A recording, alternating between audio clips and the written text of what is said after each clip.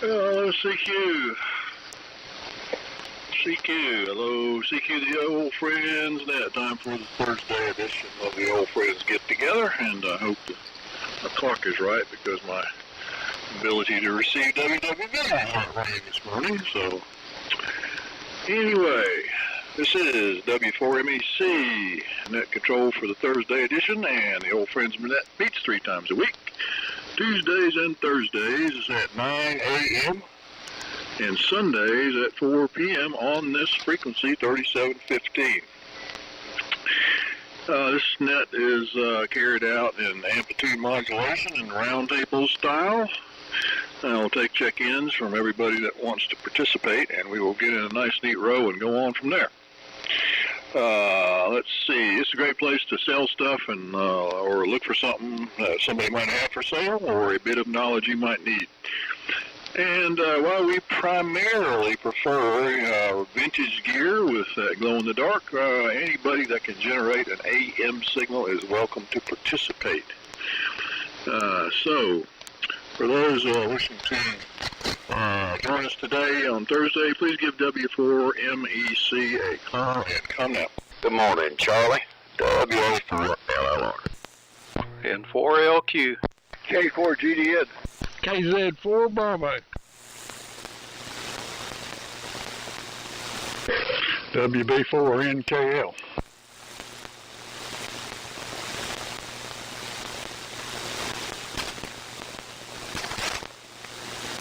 K4JAL.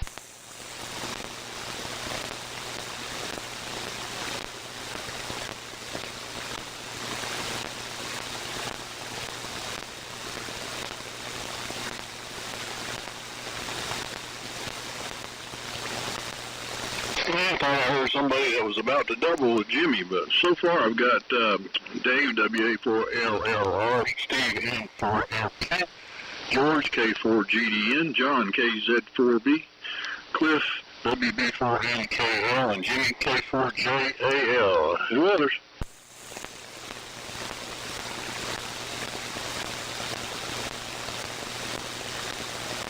I don't hear anything. Is who others a word? I don't know. Now, one more time down the list, LLR, LQ, GDN, 4B, NKL, and JAL. And this is W4MEC and the Old Friends Net. Still running my heat kit Apache TX1, RX1 Mohawk receiver, and a dipole antenna. Up about 55 or so feet. And it is about 45 degrees here this morning, and somewhat partly cloudy, I guess you call it.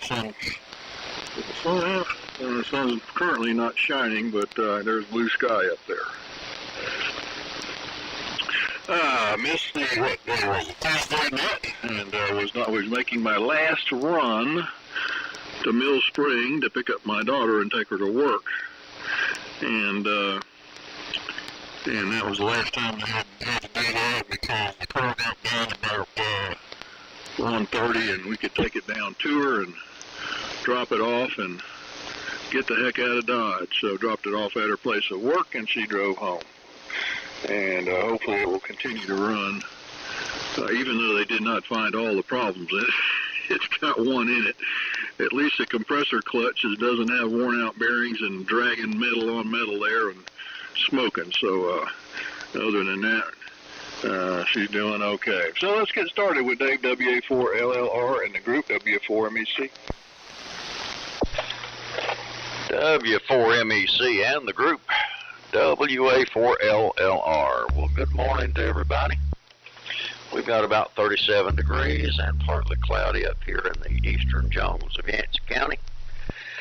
And it looks like it's going to be a fairly mild day, but I guess we've got rain coming in this evening sometime. And I noticed that they had some snow in the forecast for Saturday. So it's, you know, what's that old saying? If you don't like the weather, wait a few minutes, it'll change. Running the usual station for this day and this frequency, ART13, and the Hammerlin HQ180, directly feeding a dipole maybe I ought to call it a V. It's not inverted. It's a dipole, but the ends are about 75 feet, and it groups down to about 50, a little better in the center. So it's kind of a V. And that's pretty much the scoop here. So, Steve, down to you. N4LQ, WA4LLR. Oh, that's an inverted VER. WA4LLR, N4LQ. You sound good, Dave. And Charlie on your Apache. This is Steve, N4LQ in Shelby, North Carolina, running the Elmac AF-68 and AL82 amp and horizontal loop antenna. And it's going to be a pretty day. I think 63 for the high. Tomorrow they're talking about isolated thunderstorms, 65 degrees, and just a smattering of rain. And I don't see any snow anywhere. There's no hope for that. Let's see, Saturday 56. So I don't know, you guys up there in the mountains are getting the cold weather, I guess. On we go to K4 GDN on the beach, N4LQ. N4LQ and the group, this is K4GDN. And the conditions seem to be fairly good this morning. Charlie's a bit weak in there. There's some QSB in there. This morning I'm running the Ranger 2. I guess putting out about 15 watts, sending that to the bridge L4B, putting out a little over 200, I believe. Yeah, looks like about 225 carrier. And the antenna is the center fed dipole, feeding it through a KW matchbox to get the thing matched up because it's not cut to frequency. And it was in the mid-30s this morning, supposed to get up into the low to mid-60s today. And I think we're going to get some rain by the end of the week. So with that, I'll pass it on to John. KZ4B in the group, K4GDN. Okay, K4GDN in the group, KZ4 Bravo. Fine business, George. Conditions are pretty good today. Fairly low noise. Some QS Baker, but I haven't missed a word so far. And the rig here is the usual T150 Night transmitter, driving the Ameritron AL-1500, which is feeding directly a resonant 80-meter dipole at the end of a long run of coax. So that's the setup here. And so over to you, Cliff. WB4NKL in the group. KZ4B over. KZ4B, it's WB4NKL. Got a good copy on everybody. Band seems to be in pretty good shape today. I'm Cliff, located in Limestone, Tennessee, running the DX100B transmitter and going into a 160-meter dipole fed with ladder line, running a Drake 2A receiver today. Had some trouble with the transmitter yesterday, so I've got it over here on a different bench on a different receiver. And I think got the bugs out of it, hopefully. And about 38 degrees here when I got up. It's warmed up into the 40s. And looking at the Dalton weather's the one I'm actually concerned with. Going down there Saturday, looks like it's going to be sunny, but maybe 54, 55 for the high. So probably be a little cool down there. Go ahead, Jimmy. K4JAL, WB4NKL. WB4NKL, K4JAL. Well, your DX100 is sounding good today, just like always.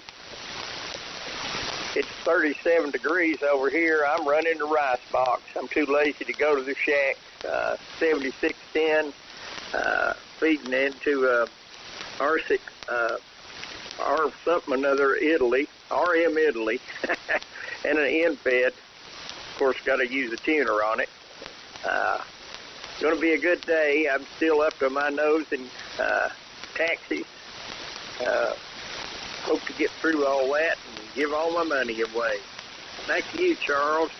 W4MEC, K4JAL. We're good, Jimmy. K4JAL and the old friends group, W4MEC. Do we have any others that would like to check in and join us? Please give me a call now. Morning, Charlie, W4WU.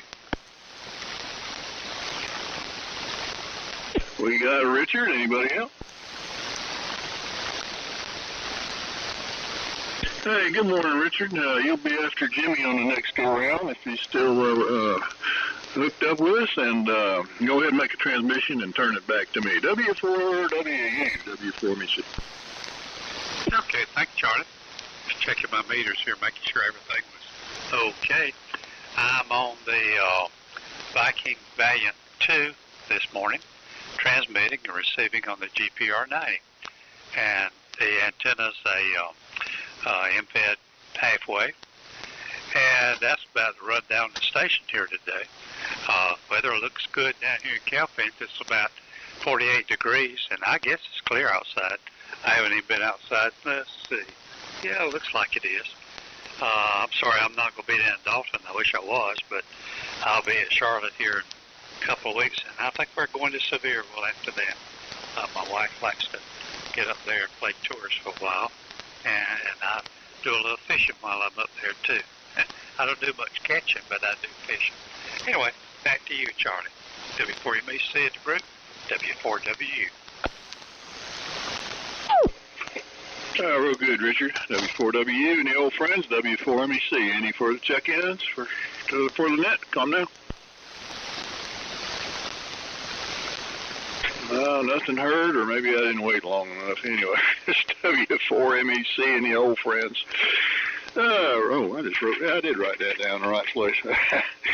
Real good round, George. You're doing good up here today. Sorry I'm weak. Just 100 watts going to the tuner here. Let's see. I was sitting here trying to figure out why the date didn't look right that I wanted to write down in my logbook here. I was staring at the calendar, and I said, something doesn't seem right here. I was looking at January. I forgot to flip the page, and here it is, 22nd. The 22nd already. So it's on my door here, and I don't look at it a whole lot. I look at the calendar, print out on the bottom right of the computer. I very seldom get up there, but the computer was not running. And my wife was telling me there's some kind of massive outage on AT&T. Let's see, several cell phones like Verizon and T-Mobile and stuff like that in the south and the southeast. And not sure what that's about. I've got my full service here, but I went to check a site that is down state, and it did not come up. So apparently it's pretty widespread in the south. And I already got an email from a friend of mine that was wanting to get some HF gear up and running, and I got an email this morning. This is a reason for you to get over here and let us get this ASEP station put up.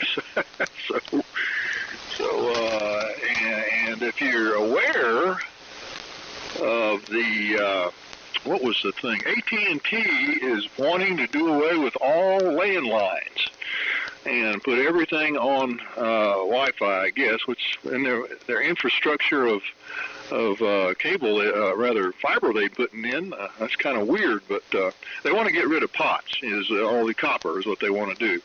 But that is an interesting control point if they had the ability to just basically turn everything off and no more POTS get used. So, let's see. Back to Dave. WA4LLR in the group. W4MEC. W4MEC and the group WA4LLR. Great round. Almost everybody's got the S meter over close to the peg. George, you're sounding good up here today. And Richard the Valiant, too, sounds really good. No, we're not going to be able to make Dalton either. We've got a birthday party for my daughter, So we're not going to make that one. We do have our sights on Sevierville. So Lord willing, we'll be at that one, and praying for good weather for it. Yeah, that's kind of interesting. I was watching a clip from Fox News this morning. They were talking about outages all over the country. Makes you wonder if it's another cyber probing raid by the Chinese. Seeing, how vulnerable our infrastructure is, and it's pretty scary when you think of how interconnected and how much access the people have via the internet to our power grid and so many other things. So if as the old saying is, if the wheel runs off and the internet goes down and cell phones go down and all that,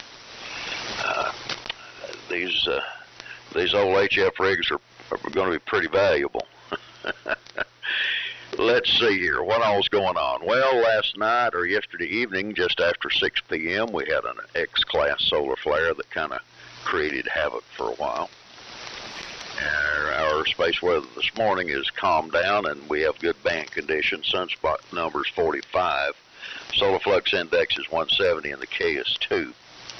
So that's doing well. Some items from this day in history. On this day in 1997, British scientist near Edinburgh announced the birth of Dolly, the sheep, which was the first clone of an adult animal. On this day in 1732, George Washington was born. On this day in 2011, a 6.3 earthquake hit Christchurch, New Zealand, causing a lot of problems. On this day in 1959, the first Daytona 500 was held, won by Lee Petty. And on this day in 1932, the Purple Heart, the U.S. military decoration for those that were wounded or killed in action, was reinstated. It had first been instituted by George Washington in 1782.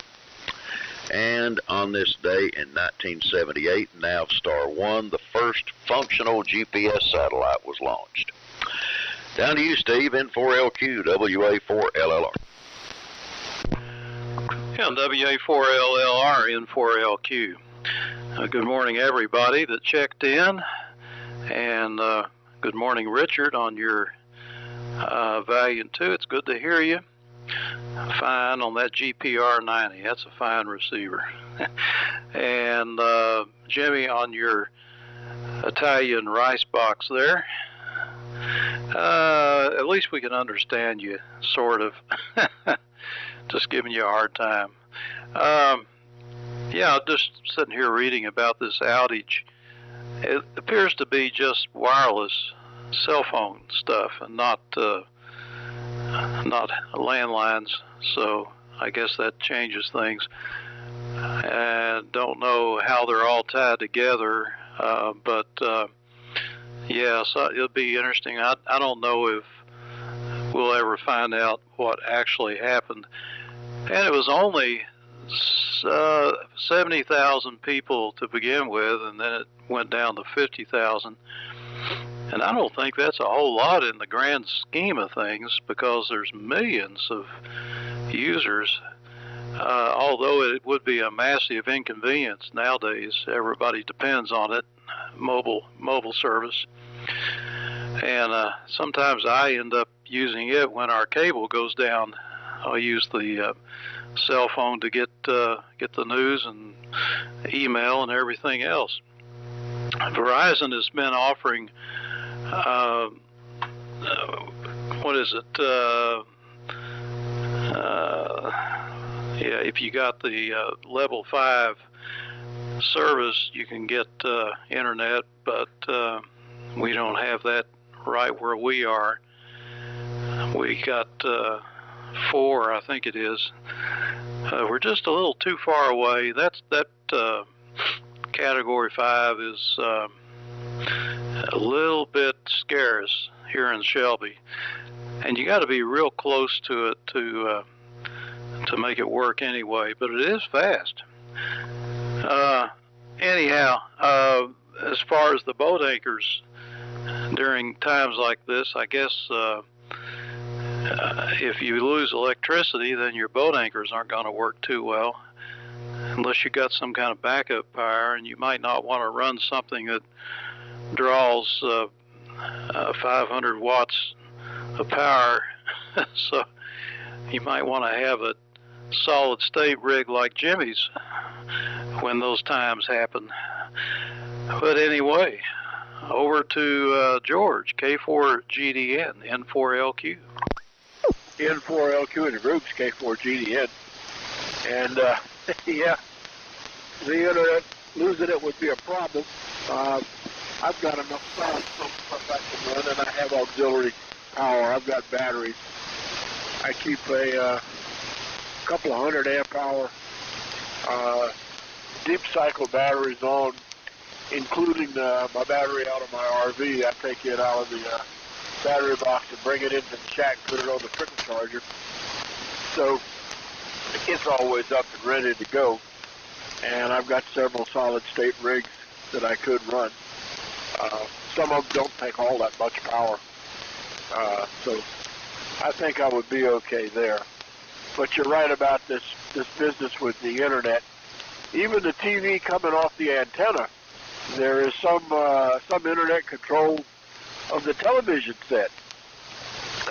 It's Wi-Fi somehow. I don't really understand all that. But everybody's coming in here pretty well this morning. There is some QSB, particularly on Charlie. But other than that, I'm getting everybody okay. And glad to hear this rig, the Ranger 2 drive in the L4B is working okay. I don't plan to do that very often. I just wanted to check it out to see if it would work.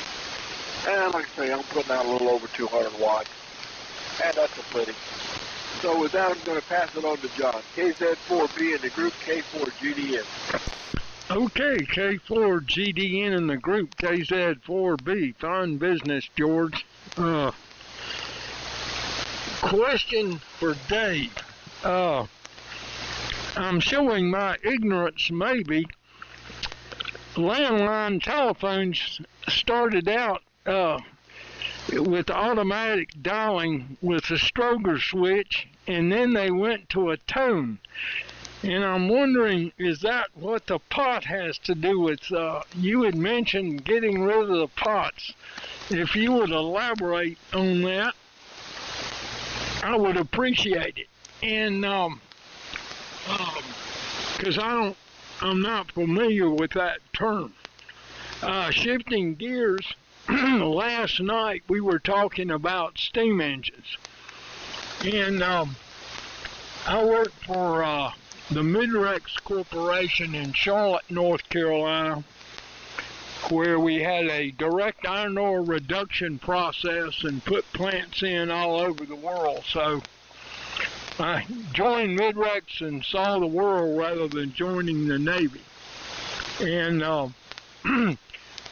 I was in Hong Kong on R&R at a toy shop and bought 2 model steam engine sets that were made in Germany. And I stole them. I mean, the price was right. And later, back home, my buddy ND4S Mike Cumbo had a friend that was a machinist that had made 3 or 4 model steam engines, and he ended up with them. And I got them from Mike. So I have those. And of course, all this stuff was designed to be, say, you had a little boiler that you heated with alcohol, and but that's kind of an aggravation. So I powered everything with compressed air. And in fact, if any of you have ever been to the Casey Jones Museum in Greenville, Tennessee, I bought a reproduction steam whistle and I can clear out the neighborhood without using my air compressor. I mean, it sounds like a locomotive is getting ready to run over you. A lot of fun. And just thought I would mention that. And I also, when I worked for Midrex, they had a school for Arabs that became such a disciplinary problem that the federal government exported all the Arabs because they were visiting the local ladies near the bus station on Trade Street or getting in other legal trouble. So we lost all our students, and they sold off the machine tools that were part of the school. And I bought a large lathe. It's a 13-inch swing, 40-inch between centers, and I even added later a vertical mill attachment that took up my wife's parking space in the garage, so that didn't last long, and I ended up selling the lathe. But while I had it, I built a model steam engine. Machining is a lot of fun, and it's a handy thing to have, but it did take up a lot of space. And speaking of boat anchors, the lathe weighed about 2,500 pounds. So that's the steam engine adventure. So, Cliff, look out, it's coming your way.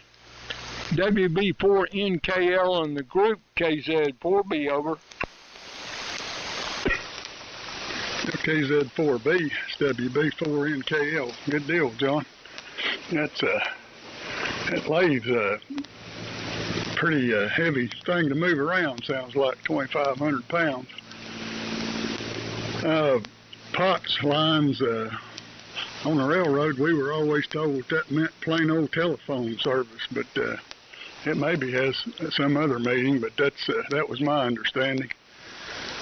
And I've still got it here in DSL for internet. But I look around at the infrastructure around me, and they're not doing any maintenance on these cables. It's all these junction boxes you see beside the road. The doors are hanging, and it's just no. I used to keep all that stuff maintained, but it's not happening anymore. So I'm wondering how much longer that'll have POTS lines around this area. And let's see, as far as the rice boxes, I guess the best thing, Steve, would be to keep them wrapped up in aluminum foil for the initial attack. And then after that, when you have to conserve power, unwrap them and put them on line, and keep your boat anchors there for the initial attack. Go ahead, Jimmy. K4JAL is WB4NKL. WB4NKL, K4JAL. John, you never cease to amaze me, and Cliff, you sound to me like you've been listening to Star Wars or something. You can, if you get desperate. Panasonic used to put out a military-hardened solid-state computer that was hardened up so that EMPs wouldn't bother it. I just spilt my purse and bought a Kohler home generator. They're supposed to, Southern States is supposed to bring me a tag over a tank Friday, and they're going to put it in maybe next week. So we'll be ready for the biggest power outage around here, which I'm sure is in the wings. Back over to you, wait a minute. W4WU. I'm sorry, I almost missed you. K4JAL.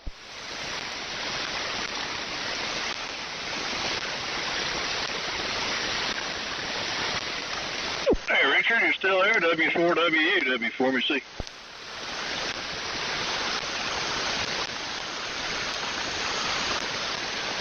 Well, maybe he has a phone call. Anyway, it's W4MEC, old friends net. Yep, John Cliff hit it right on the head. POT stands for plain old telephone system. And if you remember the Mall Bell breakup, one of the federal requirements was that the POTS would be maintained indefinitely. I was wondering how they're getting away from that. The only other thing I can make a guess at is that they're going to still have individual circuits to houses, but it'll all be fiber. Of course, Strougers and minor switches went away decades ago, and so it's all data now, all computer. So. And let's see what else. The other thing about staying on the air with the tube gear, you know, with no solid states in it, and that means rectifiers and the detector. If you got a receiver with a germanium or silicon diode in the detector, theoretically that will get zapped too in a situation that goes around zapping stuff like that. So you're going to need to back up a step and find your receiver with a 6AL5 or something like that for a detector. Or make an outboard module to plug in or something. But anyway, who knows what that attack is? If it's an attack or just a major malfunction somewhere, something, some switching center shorted out, who knows? But usually when so many of those, you know, share the same network, which is probably AT&T in most cases. You know, like Verizon, or not, maybe Verizon does, but my cell company is U.S. Cellular, and you know, they piggyback on a lot of stuff. So they buy time, I guess, or buy bandwidth on all the other people's systems like AT&T. And you're really not using a U.S. Cellular network. You're using a contractor that rides on somebody else. So. And I said one last thing, but I forgot what it was. Anyway, it must not have been important. But anyway, I wasn't paying attention to who, if anybody's checked out or not, so I'm going to send it around again, and we'll figure it out. Dave, WA4 LLR in the group W5. All right, Charlie, fine business. If anybody checked out, I missed it too, so I think we're all still here. Well, I use Spectrum, and I think they utilize, I think it's Verizon's towers, but now I could be wrong. And so far, everything has worked really well for us. And we use Spectrum Internet services also, and I've been very happy with them. But you know, it's all interconnected. And Jimmy, you were talking about military grade hardened computers. I hope there's a lot of those, especially in our infrastructure. But I don't know. And it would be interesting to know the degree of hardness. I guess it would depend on the magnitude of the pulse, the altitude above ground level, and location, and on and on and on. So, you know, you hear everything from if there's one popped up over the East Coast, it's going to do this. If they do it over the West Coast, it'll do something else, and on and on. But, you know, I'm not sure how they know that. Now, I know they did some tests out in the South Pacific, but those were many years ago, and it would be interesting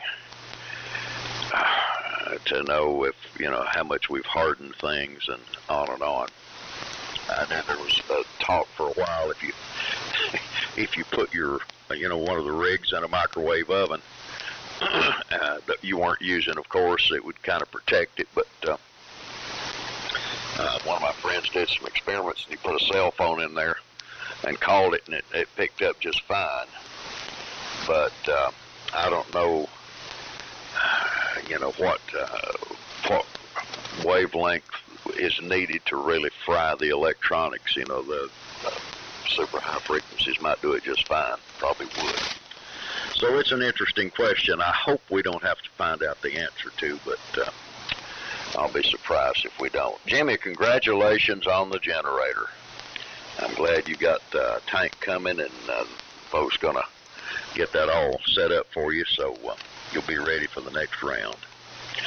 Anyway, I'll go ahead and say 73 on this go-round. Charlie, thanks for calling the net.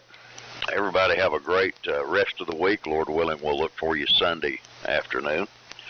7-3, God bless, and take care. N4LQ, WA4LLR. WA4 LLR, N4LQ.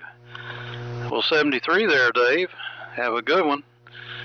And that's real interesting about the EMP, I believe they call it, electromagnetic pulse that can wipe out everything with a transistor in it. I'm not sure. I mean, I'm sure that there is a pulse, and I understand that happened during some of the test of atomic bombs, and to some extent anyway, it probably would happen. I'm not really sure that it would deliberately be done, and I really don't think that if we are overtaken, I don't think it's going to be by that method. I think it'll be done slowly and meticulously.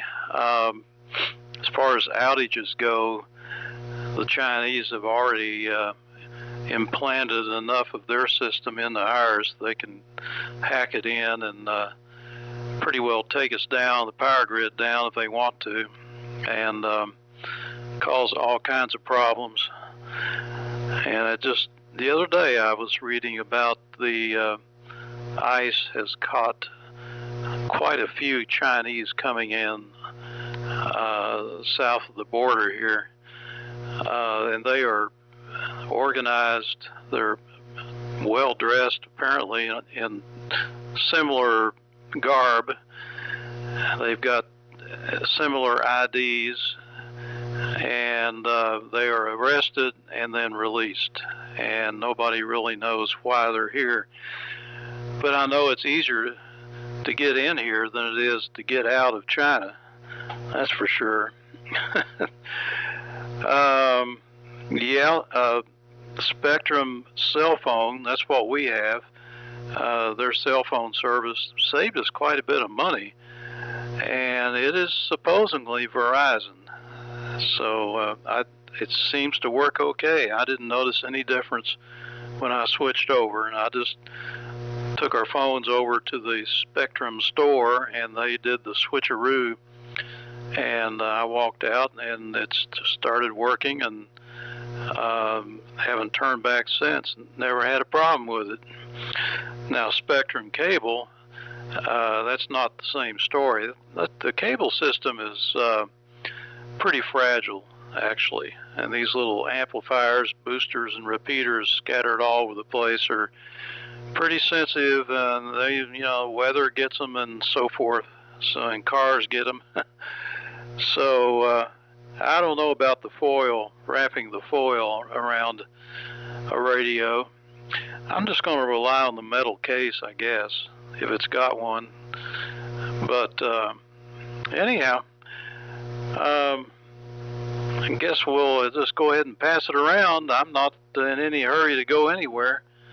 If anybody's got anything else, go ahead. Hope you're copying okay. They're getting a little bit of QSB on you there, George, but the Ranger's sounding good, and I'm glad you're running that extra power. That's always appreciated from your QTH. K4GDN, N4LQ. N4LQ in the group's K4GDN. Yeah, the QSB is definitely setting in. It's been a problem with Charlie, and was even a problem with Dave that last time. And speaking of the big pulse from an atomic bomb or whatever, when I was in the Navy, the receiver the top of the line receiver at that time was the R1051, and it was a solid state synthesized receiver, with the exception of the RF amp in the first mixer, or maybe it was the first two RF amps, but that was tube, and the reason it was done supposedly was to protect the receiver from any sort of big pulse from a nuclear explosion. And it was a good receiver. When you dialed up the frequency you wanted, that's the frequency you got. Now, it wouldn't be too good for sweeping around the band, but that's not what we were doing. We were copying multi-channel teletype at the time, and on the ship that I was on, we copied 2 channels simultaneously, but typically each frequency was transmitting 8 different frequency division multiplex type channels, and you had to have a very stable and very accurate receiver to get that. The R390 was long gone, and the only thing else we had on board were the National WR2s, which we never used. And the only time I ever worked with them was when I was working in the Bahamas for the evaluation after I got out of the Navy. They were using WR2s, and they required a retubing and realignment about every 6 months, and we're talking about, I think, 65 tubes. This is quite a rig. It had 2 pull-out doors, and each door separated into 2 more. And it was a big radio. I think they weighed around 300 pounds with their cabinet. And they were immense. So anyway, that's the report on the rigs. I just wanted to try this out and see how it would work. And it seems to be holding up pretty well. I guess I'm putting in somewhere in the neighborhood around 500 watts and getting out a little over 200. So that's not too bad. Anyway, I'm going to say 73 and God bless on this round. Charlie, thanks for calling the net. I'm going to listen to the end. So coming to you, John, KZ4BN, K4GDN. Okay, K4GDN in the group, KZ4 Bravo. Fine business, George. Further to your comments on EMPs, I was reading an article, and of course, the location of the source of the EMP, and of course how far away you are from it determines the magnitude. And they recommended that even in the wintertime when there's no lightning, you should disconnect and ground your antenna to keep EMP surges out of your rig. You would do that in the summertime because of lightning, but in the winter, I always do it. It's a good habit to have. And the other thing is, if you've got a solid state rig that you're setting aside for emergencies and want to protect it, they said to put it in a galvanized steel garbage can. And I don't know if you've been to Tractor Supply, but you can buy several different size garbage cans. They make some real short ones that are rather handy. So I picked one of those up and keep a solid state rig in it. If it's only inside with the lid on, obviously, then you really don't need to insulate it. But they say that you might wrap it in an insulating material just for overkill, I guess you might say. But the shielding should keep any EMP off the rig if it's inside the galvanized garbage can. So, you know, and they're pretty inexpensive. So, anyway, that is that. And thanks for calling the net, Charlie. Hope everybody, anybody going to Dalton is safe and has a great time. And so 73's from here. And Cliff, over to you. WB4NKL and the group KZ4BO. Okay, John, it's WB4NKL. Yeah, I don't know. I hope we don't ever have to find out about EMPs. But I don't know. Most of it, Jimmy, I was just sort of joking about. But yeah, I'm not going to go to extremes to protect anything. I'll just deal with it when it happens, I guess, if it happens. 73s, I'm planning on going to Dalton, and I need to get, supposed to be some rain moving in here tonight, so I guess I should go ahead and start loading the van up, get ready for that. So I'll say 73s, and enjoyed it. Thanks for calling it, Charlie, and we'll look for everybody there Sunday, I guess, if not on 160. Go ahead, Jimmy, K4JAL, it's WB4NKL. WB4NKL, K4JAL. Yeah, I'm with you, Cliff. We're highly amateur and all this stuff about talking about EMPs, but I do know that if they're from a nuclear detonation, that they're gamma EMF, which is much higher than X-ray. It's a nuclear thing, and the way the military back in my day shielded for that was with a ferrous and a non-ferrous shield, unconnected to each other and connected at the ground point, and you need to ground it. Of course, the ferrous takes care of the magnetic field, and the copper the electric. I ain't gonna worry about it. We'll all be gone anyway. I don't know whether W4WU is still there. If you are, pick it up. If not, get back to you, Charlie. K4JAL, I'll say 73 and listen. Okay, thank you. And Charlie, you still copy me as well? Yeah, but your weekend audio is muffled. Yeah, okay, I'm on the arrive. I don't know what happened to the phone call. I'll have to check it out. 73 to all of you. Y'all have a good weekend. W4WU. Okay. I don't know what happened, but that was quite a bit of a difference in signal. Okay, fellas, it's W4MEC and the Old Friends Net. Thanks for everybody that checked in today and got the net on Sunday coming up. And let's see, what else? That's about it for me for today in the net. So, y'all have a good rest of the day and the weekend, whatever. Stay out of the snow, stay out of the rain, and we'll look for you on Sunday afternoon. 730 W4MEC, shutting down the Old Friends Net. Bye-bye.